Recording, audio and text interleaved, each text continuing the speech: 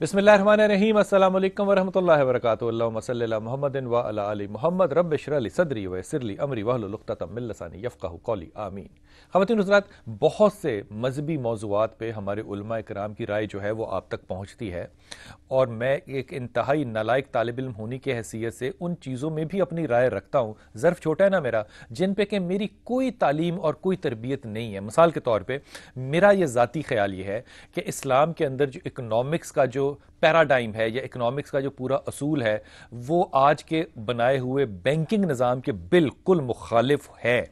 ये मेरा अपना ख्याल है। मिसाल के तौर पे मेरे ख्याल में अल्लाह ने जिस एक मुसलमान की बात कर रहा हूँ, इस्लामी माशरे की बात कर रहा हूँ, जिस मुसलमान के पास, जिस शख्स के पास माल रखा है, मुझे लगता है कि वो फ़कीर है, और जिसके पास माल नहीं है मुझे लगता है वो अमीर है। वजह ये कि अगर फ़र्ज़ कीजिए कि आपके पास है और मेरे पास नहीं है, तो आपका ये फ़र्ज़ है और मेरा ये हक है कि आप सड़क पे निकलें, धूप में गर्द में बाहर जाएं और आप मुझे तलाश करें, और आपके पास अल्लाह ने जो मेरा हक रखा है आप वो हक मुझ तक पहुंचाएं। अब गौर कीजिए, यहाँ मैं तो साए में बैठूंगा और इंतज़ार करूंगा, और आप धूप में फिरेंगे और मुझे तलाश करेंगे।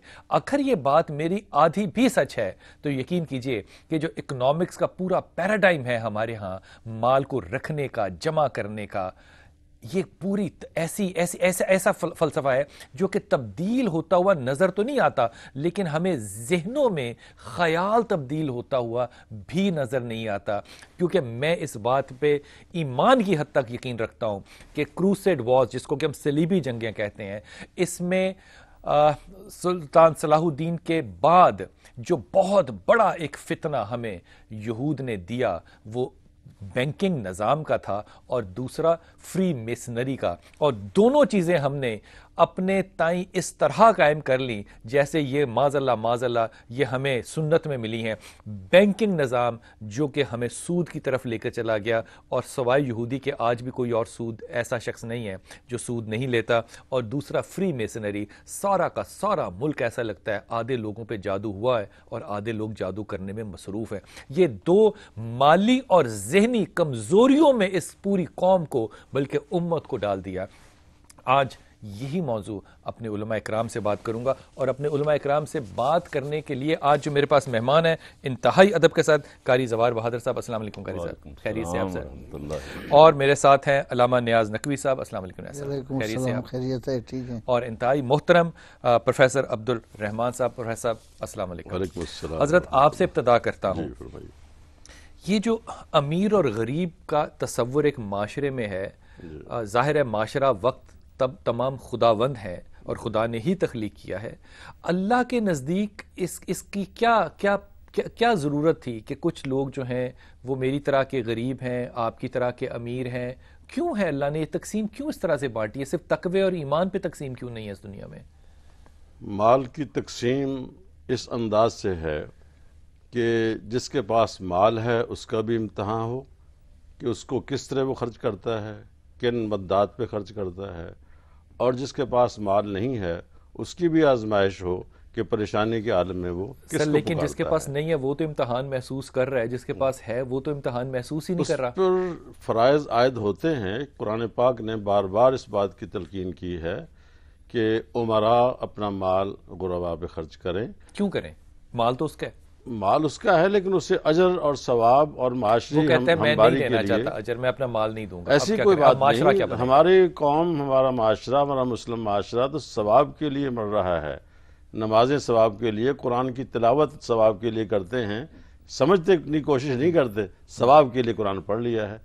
तो कुरान हमें ये तालीम देता है कि माल उसको अल्लाह की राह पर खर्च किया जाए, और बार बार कुरान ने कहा कि अल्लाह कर्ज मांगता है तुमसे। इसका मतलब ये हुआ अल्लामा साहब कि ये सिर्फ एक ऑप्शन है, ये हक नहीं है। जी, बिस्मिल्लाहिर्रहमानिर्रहीम। असल बात यह है कि ये जो आप फरमा रहे हैं कि उसका माल है, ये उसका माल नहीं है। ये उसका माल नहीं है, अल्लाह ने उसको आर्जी तौर पर दिया है, फरमाया है वफ़ी अम्वालिहिम हक़्क़ुन लिस्साइल वल महरूम, सूरह ज़ारियात आयत नंबर 19। वफ़ी अम्वालिहिम, लोगों के मालूम में, हक़्क़ुन लिस्साइल वल महरूम, जो खुदा ने अता किया है। और इसी किस्से को सूरह والقلم میں بیان کیا گیا ہے کہ ایک شخص تھا کہ جس کا بہت بڑا باغ تھا اور بڑا اچھا آدمی تھا، تو وہ اپنے باغ سے صبح جب اٹھتا تھا تو اس کا کچھ حصہ فقراء میں تقسیم کرتا تھا۔ وہ فوت ہو گیا تو جب اس کی اولاد، یہ قرآن کا متن ہے، یہ نہیں ہے کہ یہ صرف تفسیر ہے، تو جب اس کی اولاد آپس میں اکٹھے ہوئی، باپ مر گیا تو انہوں نے کہا کہ یہ کیا کام ہے کہ ہم کیوں فقراء کو دیں، پہلے تو ہم جائیں اپنا حصہ خود تقسیم کریں، آپس میں یہ رکھیں۔ یہ رات کو فیصلہ کیا، صبح جب اٹھے اور باغ کی طرف دیکھا تو دیکھا کہ باغ کا نام و نشان بھی نہیں ہے، جل کے راکھ ہو چکا ہے۔ اصل وہ ڈھونڈ نہ پائے کہ ہے کہاں، تو بعد میں پتہ چلا کہ یہ اللہ کا مال تھا جو ان کے باپ کے اختیار میں تھا، جو لوگوں کو دیتا تھا۔ انہوں نے چونکہ رات کو ایک غلط فیصلہ کیا تھا تو خدا نے فوری طور پر اس سارے کے سارے باغ کو ان سے لے لیا۔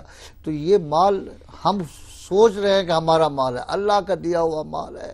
اللہ نے اس کے لیے جس طرح ہمیں مال دیا ہے اسی طرح تقسیم کرنے کی بھی ہدایت فرمایا ہے، اور اس کی تقسیم باقاعدہ 2 قسم کی تقسیم ہے۔ انشاءاللہ اب چلیں گے نا تو میں پھر بتاؤں گا اس کی۔ میں حضرت آپ کے صاحب آپ کے پاس آنے سے پہلے میں پہلے تو سنانا چاہ رہا تھا حضرت ابراہیم علیہ السلام کا واقعہ، لیکن مجھے حضرت طلحہ یاد آ گئے اس گفتگو میں کہ آپ نماز ادا کر رہے تھے، اور نماز ادا کرتے ہوئے انہوں نے اپنے باغ کو دیکھ لیا، اور ان کا دل جو تھا وہ کچھ لمحوں کے لیے اس باغ میں چلا گیا کہ اللہ تعالیٰ کی کیا خوبصورت نعمت ہے، کیا سبز باغ ہے۔ جب اس کے بعد، اور اس میں ایک حدیث میں ایک روایت میں چڑیا کا بھی ذکر ہے کہ اس چڑیا کی آواز کو سن کے اس کے پیچھے چلے گئے۔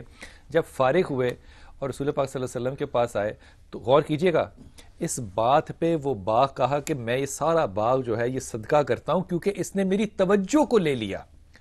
کہاں یہ سنت صحابہ کی اور کہاں یہ ہماری محبت مال، جیسے کہ میں کہتا ہوں یہ قیامت جملہ ہے، اور یہ بس یہی جملہ ہے کہ یہ مال ہمارا نہیں ہے، یہ ہمارے پاس مال جو ہے یہ اللہ نے دیا ہے، اور پھر اللہ کی ہدایت ہے کہ اس کو استعمال کیسے کرنا ہے۔ قاری صاحب، اللہ کی نظر میں امیر کون ہے اور غریب کون ہے اللہ کی نظر میں؟ بسم اللہ الرحمن الرحیم۔ جو علامہ صاحب نے فرمایا یہ قرآن پاک کی آیت کا ترجمہ ہے۔ اللہ کریم ارشاد فرما رہا وَمِمَّا رَزَقْنَاهُمْ يُنْفِقُونَ، وہ ہمارے دیے ہوئے رزق میں سے خرچ کرتے ہیں۔ جہاں بھی ارشاد فرمایا ہے میری راہ میں خرچ کرو، یہ ساتھ فرمایا کہ میرے دیے ہوئے رزق، مال بھی اس کا ہے، حکم بھی وہ دے رہا ہے، اور اس میں سے تھوڑا سا ہمیں کہہ رہا ہے کہ دے دو باقی تم رکھو، دیا وہ اس کا ہے، ہمارا ہے نہیں۔ اگر یہ تصور پختہ ہو جائے کہ یہ سب کچھ اسی کا ہے، ہمارا نہیں ہے، تو پھر انسان کو دیتے ہوئے بھی تکلیف نہیں ہوتی۔ اب قرآن پاک کی اتنی آیات اس موضوع پہ ارشاد فرمائی گئی، لیس البر ان تولوا وجوہکم قبل المشرق والمغرب ولکن البر من آمن باللہ والیوم الآخر والملائکۃ والکتاب والنبیین وآتى المال علی حبہ ذوی القربى والیتامى والمساکین وابن السبیل۔ ایک جگہ ارشاد فرمایا ارأیت الذی یکذب بالدین فذلک الذی یدعو الیتیم ولا یحض علی طعام المسکین۔ ایک جگہ جو آپ ترجمہ کر رہے تھے اس کا لن تنالوا البر حتی تنفقوا مما تحبون، تو بار بار قرآن مقدس میں حق معلوم للسائل والمحروم، یہ 2 جگہ پہ آیت مبارک بھی تھوڑا سا بدل کے، تو رب کریم تو فرما رہا ہے کہ جو میں نے دیا ہے اس میں سے خرچ کرو۔ امتحان تو یہی ہے کہ اس کے دیے ہوئے مال پہ قبضہ کر کے بیٹھ گئے ہیں یا اس کی بات بھی مانتے ہیں۔ اگر تو بندے ہیں، خدا کے بندے ہیں، تو جناب خلیل اللہ علیہ السلام کی طرح انہوں نے اس سے کہا کہ بھائی تسبیح پڑھنے آئے فرشتے امتحان لینے، اللہ کی تسبیح بیان کر رہے تھے، کہا ذرا پھر سناؤ، کہا کیا دیں گے، فرمایا یہ ریوڑ لے جاؤ سارا، ریوڑ آدھا دے دیا، پھر کہا اور سناؤ، پھر آدھا دے دیا، پھر انہوں نے کہا اب تو آپ کے پاس کچھ نہیں، فرمایا مجھے غلام بنا لو، مجھے پھر سناؤ، مجھے غلام بنا لو، سارا کچھ دے دیا۔ سیدنا صدیق اکبر رضی اللہ تعالیٰ عنہ پہلے دن جب سرکار نے ہجرت فرمائی سارا گھر کا سامان لا کر گھر پہ خرچ کر دیا، پھر تبوک والے دن سرکار نے فرمایا تو جھاڑو پھیر کے گھر لے آئے ایک ایک چیز، اور بوریے کا لباس پہن لیا۔ امام راضی نے لکھا کہ بوریے کا لباس پہننا، کانٹوں کے بٹن لگائے، گھر میں سوئی دھاگا بھی نہیں باقی چھوڑا۔ سرکار نے فرمایا ابقیت لہم اللہ ورسول، ابقیت لاہلک یا ابوبکر، گھر والوں کے لیے کیا چھوڑ کے آئے ہو؟ تو عرض کی ابقیت لہم اللہ ورسولہ، کہ میں گھر والوں کے لیے اللہ اور اس کے رسول کو چھوڑایا۔ یہ اللہ اور اس کا رسول سب سے بڑی ہماری دولت، ہمارا مال تو یہ ہے، ہم نے دنیا کے مال کو جو فانی ہے اس کو اپنا سمجھ لیا ہے اور اس کی وجہ سے ٹھوکریں کھاتے پھر رہے ہیں۔ جنہوں نے راہ خدا میں لٹایا ہے، کبھی بلال حبشی کو خرید کے آزاد کیا ہے، کبھی رسول پاک صلی اللہ علیہ وسلم کے مجاہدوں کے لیے سارا سامان دے دیا، ان کے بارے میں ایک آخری بات سن لیں۔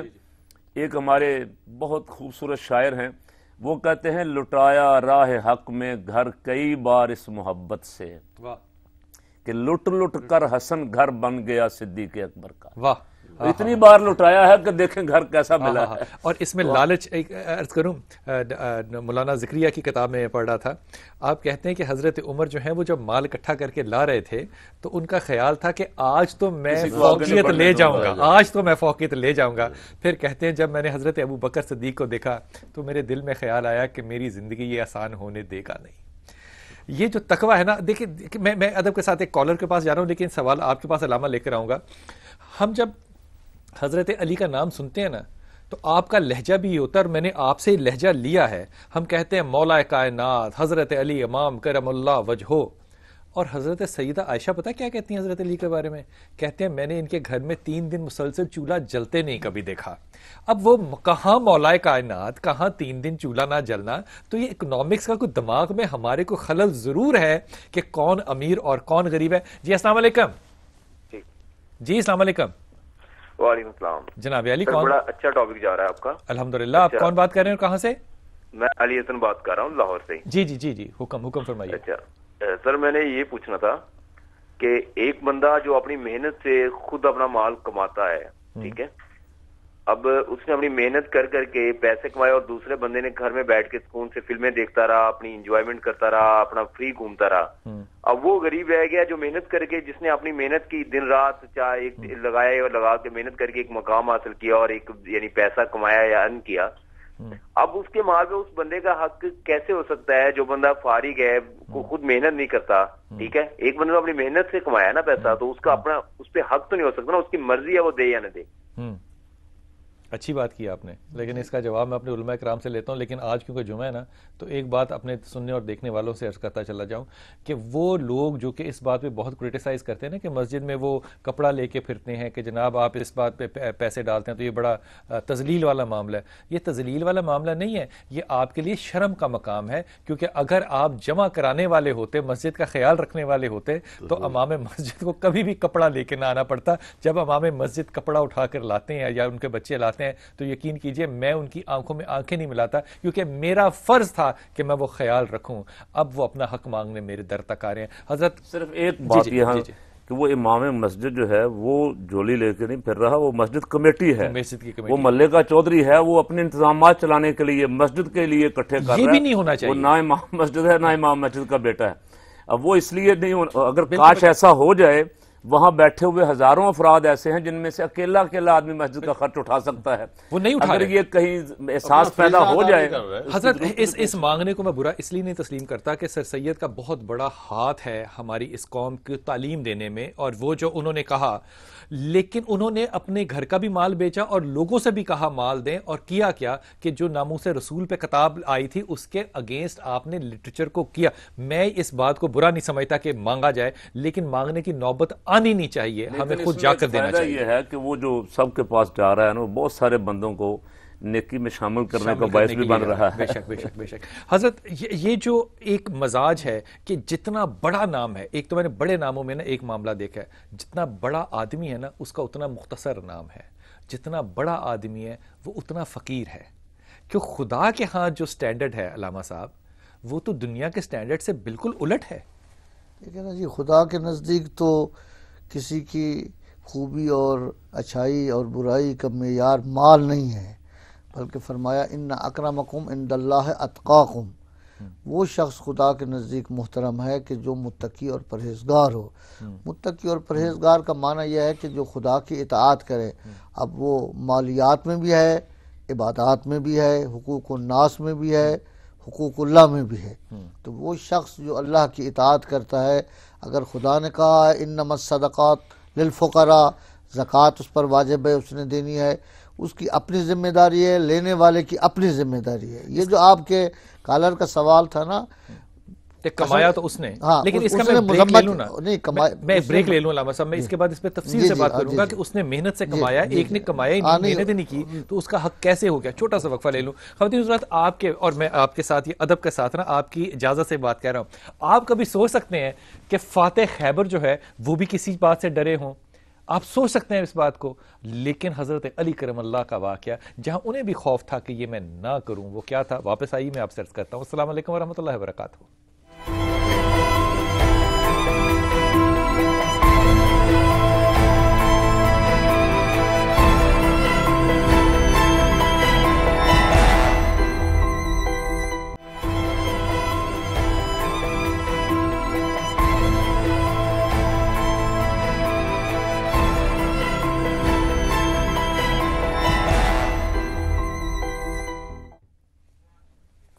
بسم اللہ الرحمن الرحیم۔ خواتین حضرات، وقفے پہ جانے سے پہلے میں آپ سے عرض کر رہا تھا کہ امام علی کرم اللہ جن کو کہ فاتح خیبر کہتے ہیں، اور کوئی علم ایسا نہیں ہے جو کہ آپ نے اپنے ہاتھوں سے نہ اٹھایا ہو، ان کو کیا خوف ہوگا؟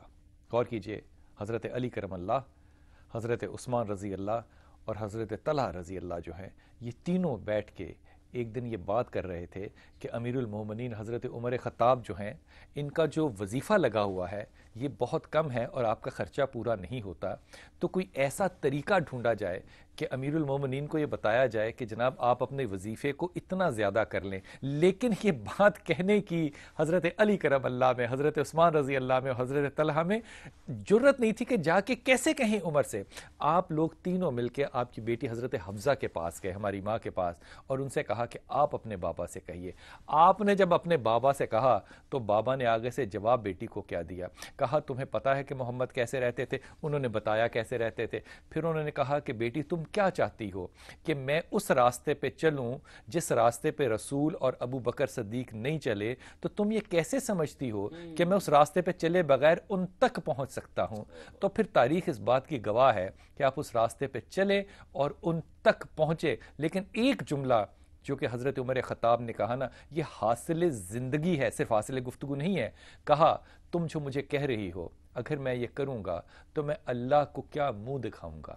خواتین حضرات، اگر ہم نے اللہ کو منہ دکھانا ہے تو پھر اللہ کے رسول کے کہے پہ چلنا ہے، اگر ہمیں یقین ہو کہ ہم نے اللہ کو منہ دکھانا ہے۔ پروفیسر صاحب آپ کی طرف، جب ایک آدمی انتہائی آزادانہ، انتہائی آرام طلبی کے ساتھ زندگی گزار رہا ہے اور کہہ رہا ہے کہ میرا حق جو ہے وہ پروفیسر صاحب کے پاس ہے، اور پروفیسر صاحب جو ہے وہ دن رات جو ہے وہ محنت کر کر کے کمائیں، تو یہ ایک معاشرتی ناانصافی نہیں لگتی کہ اس کا حق آپ کے پاس ہے اور آپ اس تک پہنچائیں؟ اصل میں حق تو ضرور اس کا ہے، لیکن مالدار کو شریعت نے جو پابند کیا کہ اپنا مال تم اپنا نہ سمجھو، جیسے پہلے ذکر ہوا، یہ اللہ کا مال ہے، اور قرآن نے اس کی تعلیم دی کہ جو لوگ مال جمع کر کے رکھتے ہیں ان کے لیے قیامت کے روز جہنم کی سخت عذاب کی وعید جو جمع کر کے رکھتے ہیں۔ جی، الذین یکنزون الذھب والفضة ولا ينفقونها فی سبیل اللہ فبشرھم بعذاب علیم، جو مال جمع کر کے رکھتے ہیں اور اللہ کی راہ میں خرچ نہیں کرتے ان کے لیے دردناک عذاب۔ اللہ کی راہ میں خرچ کرتے رہنا 2.5% مثال دے رہا ہوں میں، اور پھر جمع کر کے 2.5% کے علاوہ بھی ان فی المال حق سے والزکوٰۃ، زکوٰۃ کے علاوہ بھی مال میں حق ہے، جب ضرورت کسی کو ہو تو دینا چاہیے۔ جی، صحابہ کرام نے جب یہ آیت پڑھی اور سنی تو کہا جی ہمارے پاس تو کچھ مال جمع ہو جاتا ہے۔ آپ نے فرمایا وہ کنز نہیں ہے، وہ خزانہ نہیں ہے، جس کی زکوٰۃ دے دی جائے وہ خزانہ نہیں رہتا۔ میں ایک ہدیتاً آپ کو حضرت بلال رضی اللہ کا ایک واقعہ عرض کرتا ہوں، پھر یہی سوال ہوگا علامہ صاحب آپ کے۔ ہمارے ساتھ ہاشم ہے۔ السلام علیکم ہاشم۔ السلام علیکم بلال بھائی۔ وعلیکم السلام۔ میرا بیٹا کہاں سے بات کر رہے ہو ہاشم؟ بلال بھائی میں کراچی سے بات کر رہا ہوں۔ حکم فرمائیے۔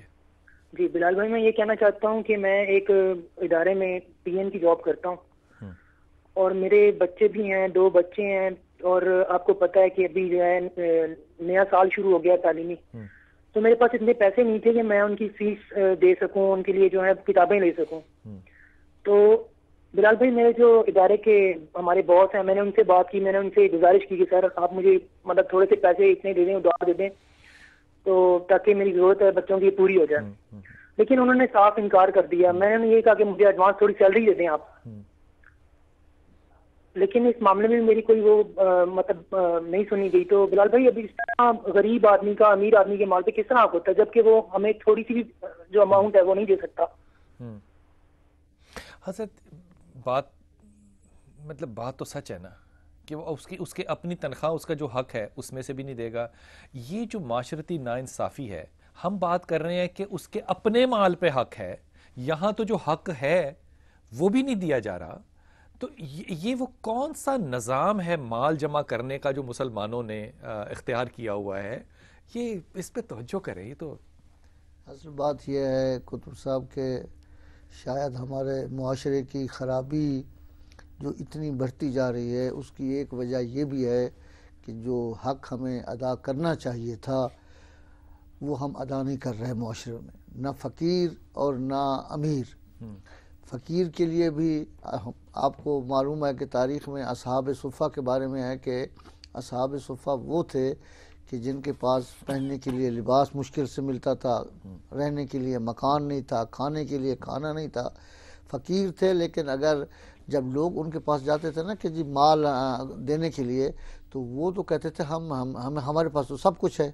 کبھی اصحاب صفہ میں سے کسی نے کسی آدمی سے، کسی امیر آدمی سے مال لینے کی کوشش نہیں کی.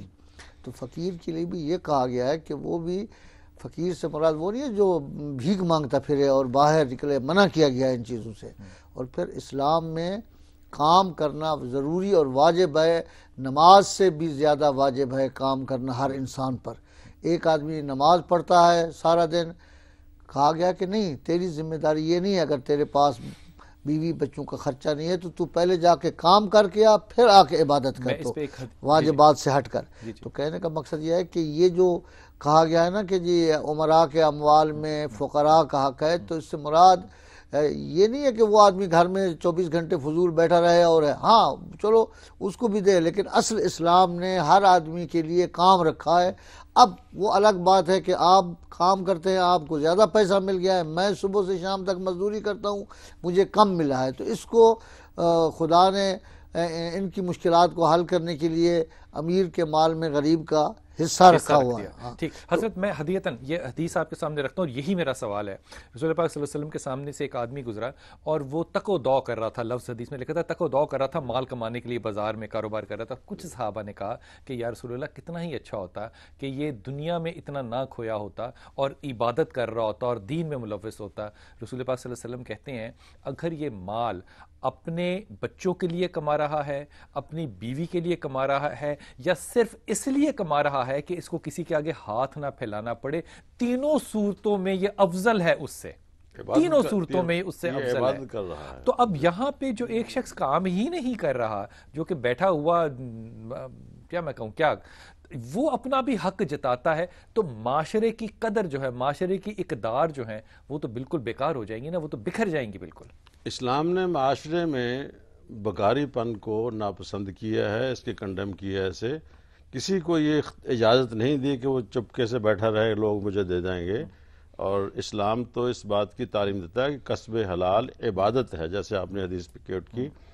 اصل میں بات یہاں اگر ختم ہوتی ہے کہ رسول اللہ صلی اللہ علیہ وسلم نے ارشاد فرمایا اگر 2 بھوکے بھیڑیے بکریوں کے ریوڑ میں چھوڑ دیے جائیں وہ بھی اتنی تباہی نہیں مچاتے جتنی 2 چیزیں انسان کے ایمان کو تباہ کرتی ہیں.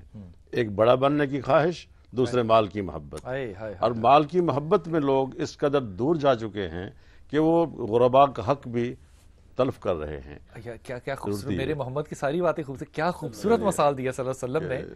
2 بھیڑیے بھی اتنا نقصان نہیں دیتے. بھوکا بھیڑیا تباہی مچا دے گا ریوڑ میں، وہ بھی اتنی تباہی نہیں، وہ بھی اتنی تباہی نہیں مچاتے جتنے 2 چیزیں ایمان کو تباہ یہاں پہ. جی میں ایک ہدیتاً سوال سامنے رکھ دوں حضرت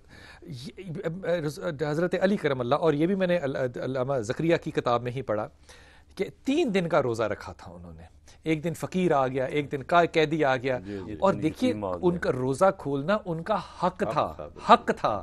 اور 3 دن، اور اس پہ باہر سے لا رہے ہیں کام، اور بیوی جو ہے وہ اس کام کو مکمل کر رہی ہیں، اس کے باوجود پانی پہ روزہ کھولا جا رہا ہے، پانی پہ روزہ رکھا جا رہا ہے. یہ جو اپنے حق کو چھوڑ کر دوسرے کے حق کا احساس کرنا ہے، یہی انسان کو بڑا نہیں بناتا. اصل تو یہی جو سوال ایک کیا اسکالر نے، جی ایک تو وہ آ گیا، ایک بات آپ نے کی، 2-3 باتیں جمع ہو. جی حکم. ایک بات یہ کی گئی کہ ایک آدمی فارغ گھر بیٹھا سارا دن فلمیں دیکھتا ہے، جی ہمارے مال میں اس کا حق کس طرح ہو گیا، کیسے ہے.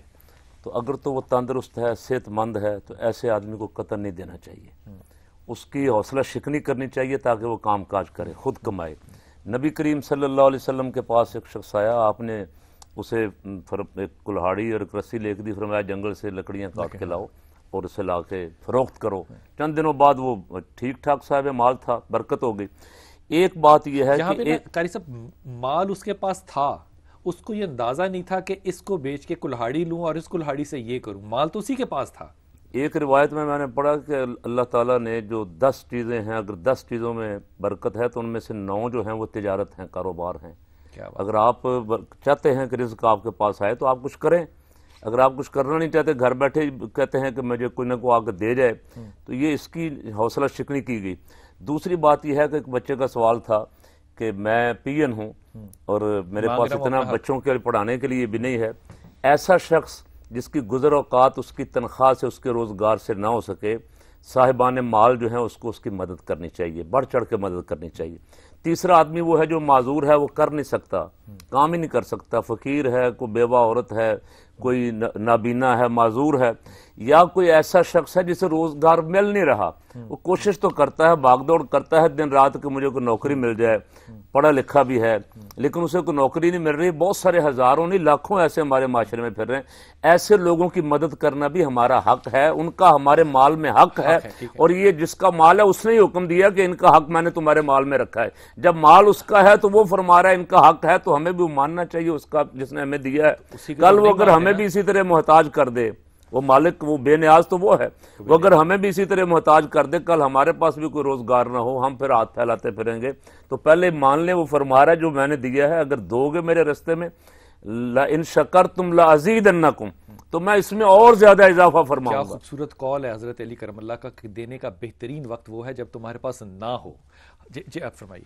میں یہ کہنا چاہتا ہوں کہ جو عمراء ہیں ان کو یہ سمجھنا چاہیے, یہ پیغام ان تک پہنچنا چاہیے کہ یہ جو معاشرے میں خرابیاں ہیں, اس خرابی کی وجوہات کی تھوڑی سی اگر آپ دقت کریں, جب زکوٰۃ آپ پر واجب ہے اور آپ نہیں دے رہے تو اس کا معنی یہ ہے کہ لوگوں کا مال آپ کے مال میں داخل ہو گیا ہے. جتنی فیصد زکوٰۃ ہے, جتنی فیصد آپ, یعنی یہ نہیں ہے کہ اگر آپ نے نہیں نکالا تو پھر بھی یہ آپ کا مال ہے, یعنی اتنی مقدار آپ, تو اس کا معنی کیا نکلا کہ آپ کا مال مل گیا ہے حرام مال کے ساتھ. حلال مال, جب میرا مال آپ غصب کر لیں گے تو اس کا معنی یہ ہے کہ یہ آپ کا مال نہیں ہے. تو یہ جب مال مخلوط ہو جائے گا, اب آپ نے اس سے اگر کپڑا پہنا ہوا ہے, نماز پڑھنی, اگر آپ کو یقین ہو کہ یہ کپڑا اسی مال سے ہے 2.5% سے جو میں نے زکوٰۃ دینی تھی, تو آپ کی نماز بھی جو ہے وہ صحیح نہیں ہے, لباس غصبی ہے آپ کا, کھانا آپ کا ٹھیک نہیں ہے. تو اب آپ دیکھ رہے ہیں نا کہ پورے معاشرے میں لوگ چونکہ صحیح معنی میں زکوٰۃ یا جو چیزیں واجب ہیں وہ ادا نہیں کرتے, مخصوصاً جو واجب خداوند, تو ان کا مال مخلوط ہو گیا ہے حرام مال کے ساتھ. تو اس کے بعد اس کا بیٹا بھی کھاتا ہے, بیٹی کھاتی ہے, گھر میں جو رزق ہے, کپڑا جو پہنتا ہے, وہ جو کاروبار کرتا ہے, تو اس سارے کے سارے اثر کے ساتھ برکت ختم ہو جاتی ہے. تو وہ برکت بھی ختم ہو جاتی ہے اور پھر ساری عبادت کمزور ہو جاتی ہے, باقی چیزیں. تو یہ جو معاشرے میں خرابیاں ہیں, اگر آپ اپنے بچے کو حرام مال کھلائیں گے تو پھر دیکھیں وہ کیسے اس کی تربیت ہوگی. تو یہ ساری خرابیاں اسی میں ہیں. خدا قیامت والے دن نماز ممکن ہے اگر آپ نے نہ پڑھی ہوئی کسی وقت تو معاف کر دے گا, اس لیے کہ وہ حق اللہ ہے, لیکن یہ جو حقوق العباد ہیں جو دینے ہیں, یہ ایسے ہیں کہ یہ اس طرح آسانی سے معاف ہونے والے نہیں ہیں. اس کی تربیت نہیں ہوئی. لیکن میں واپس آؤں گا نا وقفے سے, تو پروفیسر صاحب آپ کے سامنے سوال یہ رکھوں گا کہ جب حکومت مجھے یہ فیسیلیٹیٹ کرے, مجھے سہولت دے کہ میں اپنے مال کو جمع کر کے رکھوں, اور اس ایک ادارے کا ایک نام رکھ دے, اس کا نام ہو بینک, اور مجھے کاغذ دے دے کہ یہ تم کاغذ استعمال کر لیا کرو, یہ کارڈ استعمال کر لیا کرو, پیسہ میرے پاس رکھ دو, مجھے تو فیسیلیٹیٹ کیا جا رہا ہے کہ میں مال کو بچا کے رکھوں. جب نظام ایسا ہو جو حکم خداوند کے مخالف ہو, تو پھر جو کرنے والے ہیں ان کا گناہ کتنا ہے اور جو کروانے والے ہیں ان کا گناہ کتنا ہے. خواتین حضرات چھوٹا سا وقفہ لیتے ہیں اور واپس آتے ہیں. اور حضرت عمر خطاب کا یہ واقعہ جو آپ نے اکثر سنا ہوگا کہ وہ عورت جو کہ اپنے بچوں کو بھوک میں سلا رہی تھی اور دیچکی میں ایک ایسے ہی چمچہ گھما رہی تھی, وہ جو جملہ تھا حضرت عمر خطاب کا, وہ آپ سے ہدیہ کرتا ہوں, جو آخر میں کہا اپنے غلام سے, اگر یہ مزاج ہوگا حکمران کا تو پھر تو بات بنے گی, ورنہ پھر یوں ہی میری طرح آپ باتیں ہی کرتے رہیں گے اور دل جلاتے رہیں گے. السلام علیکم ورحمۃ اللہ وبرکاتہ.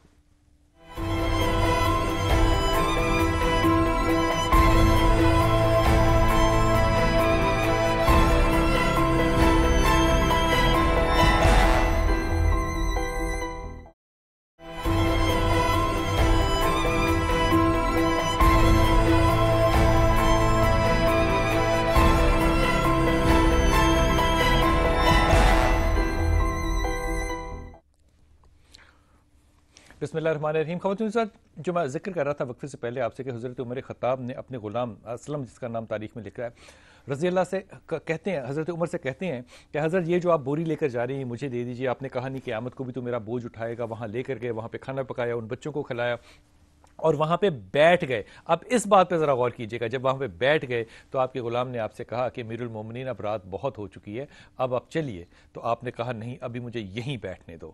کہا کہ اب آپ چلیے. تیسری دفعہ جب کہا تو کہا تجھے اندازہ نہیں ہے جب میں یہاں آیا تھا اور یہ بچے بھوک میں تڑپ رہے تھے تو مجھے دوزخ کی گرمی محسوس ہو رہی تھی. اب جب میں نے ان کو کھانا کھلا دیا ہے تو اب مجھے جنت کی ٹھنڈی ہوائیں جو ہیں وہ محسوس ہو رہی ہیں. خواتین حضرات، جب آپ اپنے اعمال کی نسبت سے دوزخ کی ہوا کی گرمی اور جنت کی ہوا کی ٹھنڈوں کو محسوس کرنے والے ہوں گے تو پھر صرف اسی وقت آپ حضرت عمر خطاب کے عاشق ہو سکتے ہیں. جب باتیں کرنا اور عمل نہ کرنا، میرے خیال میں ان للہ و انا الیہ راجعون، میں اس کے لیے لفظ ہی نہیں استعمال کرنا چاہتا. پروفیسر صاحب، ملک میں نظام ہو جمع کرنے کا اور اس آدمی کو بھی عقل مند سمجھا جائے کہ جو جوڑ جوڑ کے رکھے اور صرف اتنا ہی خرچے، میں بالکل ایماندار آدمی جو کہ 2.5% ہے اور بس باقی جمع کر کے، وہ جو جمع کرنے کا ایک نظریہ ہے ہم نے دیا اکنامکس میں، اگر مجھے تو یہی بالکل بیمار لگتا ہے. لیکن اس کے اوپر غور کیجئے کہ ہم نے کبھی کوئی بہت بڑا اہتمام نہیں کیا گفتگو کا کہ جمع کرنا جو ہے یہی خرابی کا ایک بہت بڑا باعث ہے. مال اللہ کا ہے، میں بانٹوں گا تو اللہ کی بات سچ ہوگی کہ میں اس کو بڑھاؤں گا. یہاں پہ حضرت ابراہیم کی بات کا ذکر کروں کہ جب اس شخص نے روایت میں کہا کہ میرا قلیل رزق ہے تو مجھے وہ مل گیا، لیکن جب واپس آئے تو اس کا محل تھا. تو اللہ نے کیا کہا کلیم اللہ سے؟ کہا کہ میں نے تو اتنا ہی رزق رکھا تھا جتنا اس کا تھا، لیکن یہ اپنی ضرورت سے زیادہ لوگوں کو دے دیتا ہے، مجھے اس کو 70 کرنا پڑتا ہے. تو میں اس کو 70 کرتا چلا گیا اور آج وہ اس مقام پہ ہے.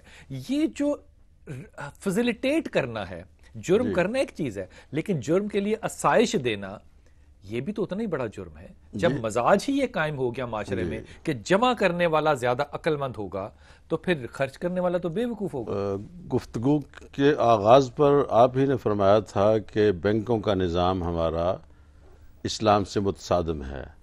ہمارا جو نظام ہے اس میں ایسی چیزیں ہیں جو شریعت ان کی اجازت نہیں دیتی. باقی رہا جب مال جمع کرنے کا تعلق، شریعت نے مال جمع کرنے کی حوصلہ شکنی کی ہے. جس حد تک بھی ہو سکے خرچ کیجئے. بار بار اللہ کہتا ہے مجھے قرض دو، مجھے قرض دو، اقرض اللہ قرضاً حسنا. تو جب اللہ کی دیے ہوئے مال میں سے ہم کوئی چیز اللہ کی راہ میں دیں گے تو کتنا خوش ہوگا. اسی کا دیا ہے اور وہی اسی میں سے قرض مانگ رہا ہے. کیا اللہ ہے، واہ. مثلا میں ایک مثال دیتا ہوں کہ آپ کا بچہ سیر کرنے کے لیے مری جاتا ہے، پیسے آپ سے لے کر گیا ہے، وہاں سے خوبصورت قلم آپ کے لیے لے آتا ہے تو آپ کتنے خوش ہوتے ہیں. حالانکہ پیسے آپ کے ہیں تو آپ کا بچہ لایا، آپ خوش ہوتے ہیں. اسی طرح اللہ تعالیٰ خوش ہوتا ہے. لہذا مال کو خرچ کرنے کی طرف رغبت زیادہ ہونی چاہیے.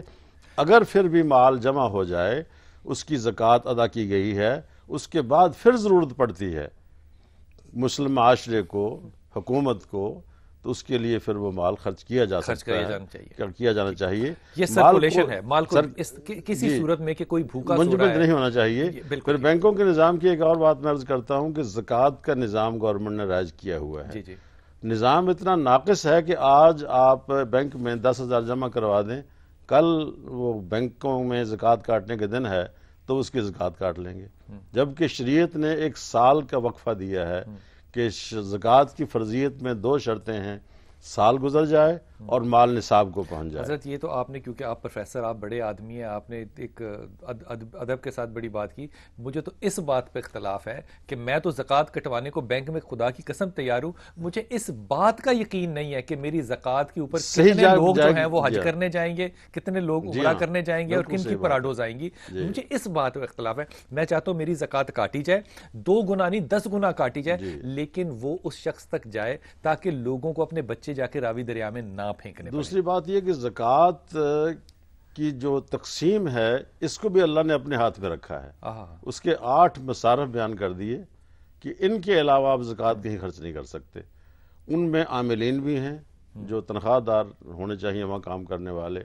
ان پہ نہیں خرچ کر سکتے، ان پر زکوٰۃ میں سے تنخواہ ان کو دی جا سکتی ہے، لیکن لیولشی خرچ کرنا اور پراڈو خریدنا.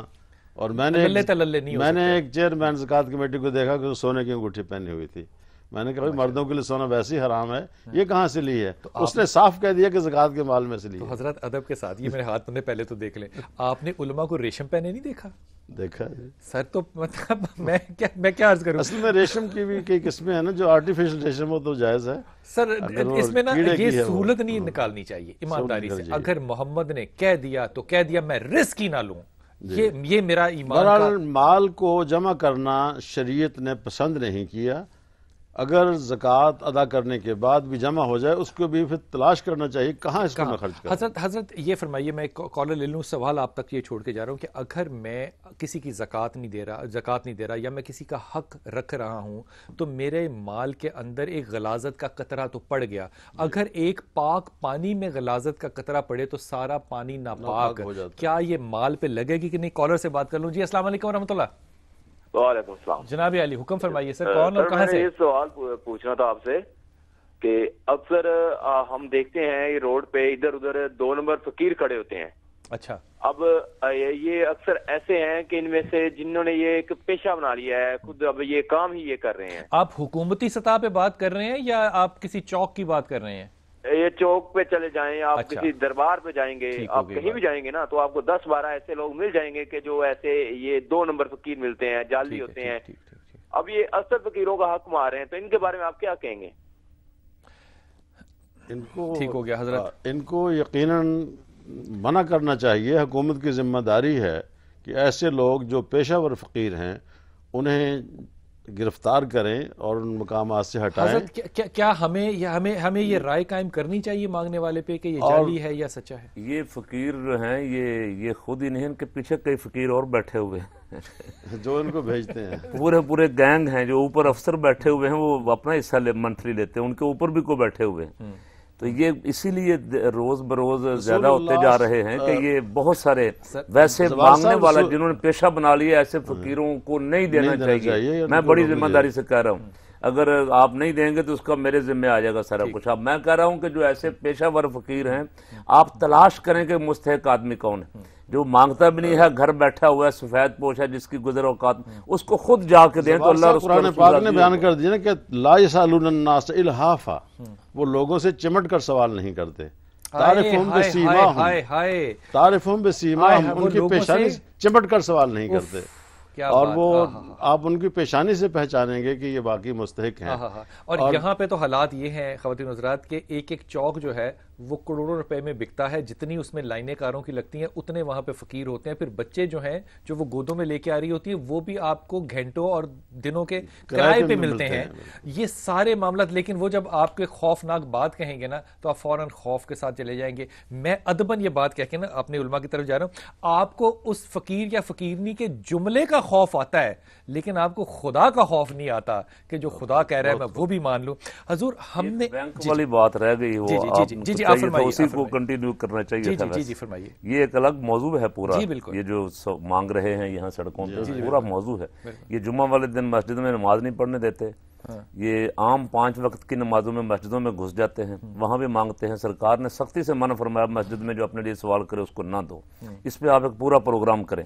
ہمارا بینکنگ نظام جو ہے یہ سراسر غیر اسلامی ہے. اور ایک سیکنڈ، میں اس کان سے نہیں سن سکا بات کو، آپ نے کیا فرمایا؟ ہمارا بینکنگ نظام سارے کا سارا غیر اسلامی ہے، سودی کاروبار ہے. کہا ہے تاکہ بات سن لیں. اچھا، جب ہم سود پہ سارا ہمارا نظام معیشت چل رہا ہے تو اس میں برکت کہاں سے آئے گی؟ ہم تو اللہ رسول سے لڑائی کر رہے ہیں. وہ جو اللہ کے رسول کی لڑائی ہے اس پہ ہم نے بھی تو ایک بہت سے مفتیان کو 30 لاکھ روپے مہینے پہ رکھا ہوا نا بینکوں نے، جو کہتے ہیں کہ یہی اسلامی ہے. ہم نے کہا، ہم نے سنا، قرآن پڑھا اور اس میں سنا بھی بار بار فَأَذَنُوا بِحَرْبٍ مِّنَ اللَّهِ وَرَسُولِهِ، اللہ اور اس کے رسول کی طرف سے اعلان جنگ ہے سودی نظام کا، سودی کاروبار کرنے والوں کو. اب ہم ساری زندگی مانگتے رہیں گے کاسہ گدائی لے کے، کبھی کسی سے $1 ارب، کسی $2 ارب، کئی IMF، ورلڈ بینک. ہماری کبھی پوری نہیں پڑے گی، جس کو کہتے ہیں نا کہ ہم خود کفیل ہو جائیں. اس لیے کہ ہم خدا رسول سے لڑائی کر رہے ہیں. خدا رسول سے لڑ کے کون کامیاب ہو سکتا ہے؟ اس کے مقابلے میں تو کوئی فرعون کوئی نمرود بھی نہیں ٹھہر سکا. ہم کیا چیز ہیں؟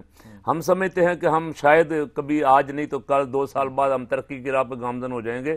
میں سمجھتا ہوں اگر ملک بچانا ہے اور ملک میں غربت کو ختم کرنا ہے اور اسے ترقی کے رستے پہ گامزن کرنا ہے تو سب سے پہلا کام ہمیں یہ کرنا چاہیے کہ ہم اپنے اس غیر اسلامی بینکنگ نظام کو فی الفور ختم کر کے حلال لقمہ کھائیں, اسے قرآن و سنت کی طرف لے آئیں کہ ہمارا نظام جو ہے غیر سودی ہو, یہ غریب پروری کرنے والا نظام ہو, یہ لوگوں کا خون نچوڑنے والا نظام نہ ہو. کروں قاری صاحب, جب تک نظام بینک کا ہوگا نا یہ اسلامی ہو ہی نہیں سکتا, کیونکہ نظام ہے ہی ایسا کہ اس میں آپ کو سود ڈائریکٹلی یا انڈائریکٹلی لینا ہی ہے. جب ابو جان آپ کے اسٹیٹ بینک ہیں تو ایک بینک جب کہتا ہے کہ میں اسلامی بینکنگ کر رہا ہوں تو خدا کی قسم مجھے شرم آتی ہے کہ جب آپ ایک نظام ہی سودی کے تھرو کام کر رہے ہیں تو پھر آپ اس کو اسلامی کیسے کہہ سکتے ہیں؟ میں ایک ادب کے ساتھ یہ بات آپ کے سامنے رکھ رہا ہوں. حضرت صدقہ ہے, فطرانہ ہے, خیرات ہے, ان تمام اشیاء کے ساتھ, ان تمام اداروں کے ساتھ, میں تو ادارہ کہوں گا ان کو, ہم نے مساجد کو اور مدرسوں کو ان کے ساتھ ایسوسیٹ کر دیا ہے. یہ ٹھیک ہے یا اس سے آگے بات بڑھنی چاہیے؟ دیکھیں زکوٰۃ کے جو مصارف 8 بیان کیے گئے ہیں تو اس میں ایک مصرف جو ہے وہ مساجد اور مدارس دینیہ ہیں, یعنی ہاں اس مد میں آ جاتے ہیں. تو اصل بات تو یہ ہے کہ یہ جتنی بھی نظام ہے خداوند تبارک و تعالیٰ کی طرف سے اس میں ساری چیزیں مد نظر رکھی گئی ہیں. فقراء ہے, مساکین ہیں, عاملین ہیں. البتہ میرا تھوڑا سا اختلاف یہ ہے کہ عاملین سے مراد چونکہ اس زمانے میں وہ لوگ جو حضرت کی طرف سے جاتے تھے زکوٰۃ جمع کرنے کے لیے, تو ان کے لیے ہاں تو وصولی کے لیے تو ظاہر ہے کہ وہ کام کر رہے تھے. اب آیا یہ جو بینک میں بیٹھا ہے باقی کام بھی کر رہا ہے, تنخواہ بھی لے رہا ہے, تو اگر کوئی زکوٰۃ بھی وہاں ڈال دیتا ہے تو یہ میرے خیال میں یہ تو عاملین میں شامل نہیں ہے یقیناً, بینک والا جو ہے. ہاں عاملین سے مراد وہ لوگ ہیں کہ جو جمع کرنے میں اپنا وقت صرف کرتے ہیں, جمع کرنے میں اس کا حساب تقسیم ہے. تو کہنے کا مقصد یہ ہے کہ مدارس اور مساجد بھی اسی زکوٰۃ کے مصارف میں بیان کیے گئے ہیں اور اس کے 8 مصرف بیان کیے گئے ہیں. تو اگر حکومت لیتی ہے, البتہ ہماری نظر میں تو حکومت حق نہیں رکھتی, ہمارے یہ حضرات جو ہیں شاید ان کے ہاں حکومت جو ہے یہ حاکم کو مان لیتے ہیں, لیکن ہمارے نزدیک شرط یہ ہے کہ حاکم وہ ہے کہ جو عادل ہو اور جو سارے لوگوں سے زیادہ دیندار ہو اور عادل ہو, اس کو حق حکومت ہے ہمارے نزدیک. تو ہر آدمی جو ہے اس کو حق حاصل نہیں ہے حکومت کا. میں کیونکہ وقت مختصر ہے, مجھے بیچ میں یہ بد اخلاقی کرنی پڑتی ہے. انتہائی ممنون حضرت, انتہائی ممنون. آپ نے جو جملہ کہا ہے نا بینک کے بارے میں, میری یہ کوشش ہوگی کہ اس کے اوپر مکمل صرف یہی گفتگو کی جائے, کیونکہ خواتین حضرات میں بڑے ہی ایمانداری سے اور ہاتھ باندھ کے کہہ رہا ہوں, میری اکنامکس میرا ڈومین ہی نہیں ہے جس میں بات کروں, لیکن شراب بھی میرا ڈومین نہیں ہے. میں تو صرف ہاتھ باندھ کے اپنے دوستوں سے, علماء اکرام سے, کاروباری لوگوں سے یہ کہتا ہوں کہ بھائی صاحب اگر آپ شراب پئیں تو اس کو شراب کہہ کے پئیں, شراب بیچیں تو شراب کہہ کے بیچیں. میں تو اس وقت انگلی اٹھانے کی کوشش صرف کرتا ہوں جب آپ شراب کو زمزم کہہ کے پیتے ہیں. معاذ اللہ, خدا کے واسطے اگر آپ ایک حرام کام کر رہے ہیں, خدا اور اللہ کے رسول کے ساتھ کھلی جنگ کر رہے ہیں, تو اس کو اسلام کا نام نہ دیں. اللہ یہاں بھی برکت ڈال کے کوئی آپ کو راستہ دکھا دے گا اگر آپ حرام کو حرام کہیں اور اللہ سے دعا کریں کہ اللہ تعالی ہمیں اور وسائل اور ذرائع دے. اپنی دعاؤں میں آج یاد رکھیے گا انشاءاللہ تعالی. السلام علیکم ورحمۃ اللہ وبرکاتہ.